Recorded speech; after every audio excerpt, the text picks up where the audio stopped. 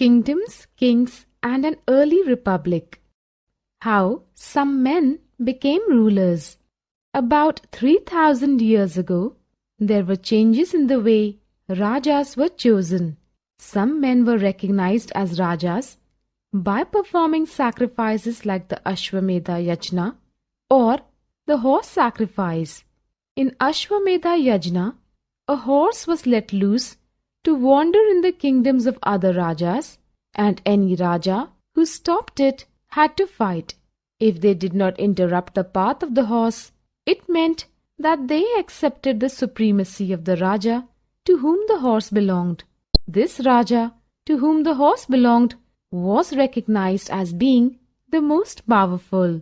In these kind of rituals, the Raja was the central figure with a special seat, throne, or a tiger skin. His charioteer, who was a testimonial of his exploits in the battlefield, chanting tales of his glory.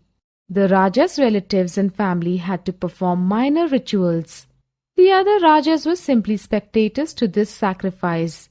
Holy water was sprinkled on the Raja by the priest, and ordinary people like Vaishyas brought gifts, while Shudras were excluded from these rituals. Varnas. Books written after the Rigveda are called later Vedic and include the Samaveda, Yajurveda, and Atharveda. These books, which were composed by priests, contained rules about society. There were different groups in society at this time, like the priests, farmers, herders, traders, craftspersons, laborers, and forest people. Some of these people were rich, while the others were poor. The priests divided the people into 4 groups called Varnas. These 4 groups were of Brahmins, Kshatriyas, Vaishyas, and Shudras. The Brahmins were responsible for studying and teaching Vedas and performing sacrifices.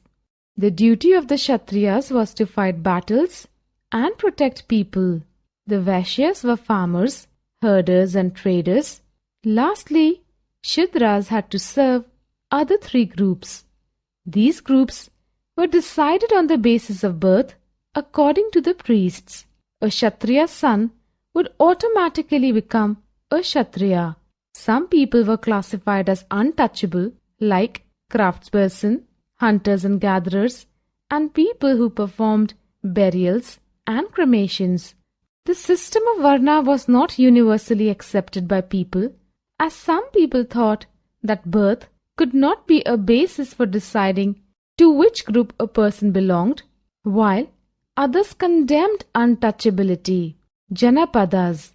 The Rajas who performed elaborate sacrifices were recognized as Janapadas. The word Janapada means the land where the Jana has set its foot. Archaeologists have found settlements in these Janapadas such as Purana Killa in Delhi, Hastinapur near Meerut, and Atranchi Kheda near Etah. They discovered that people lived in huts and reared cattle and other animals, while they also grew crops like rice, wheat, barley, pulses, and sugarcane. Special type of earthen pots called painted greyware, which had simple lines and geometric pattern, were also manufactured. Mahajanapadas. About 2500 years ago, the Janapadas that gained more prominence and importance than the others were known as Mahajanapadas. These Mahajanapadas had a capital city, and some were fortified, which meant that huge walls of wood, brick, or stone were built around these forts. Forts were built to prevent attacks from other kings and also as a show of strength by the kings. The people could be controlled better in a fort. Elaborate planning and enormous labor was required to build these forts. Armies were maintained by the king and were paid regular salaries.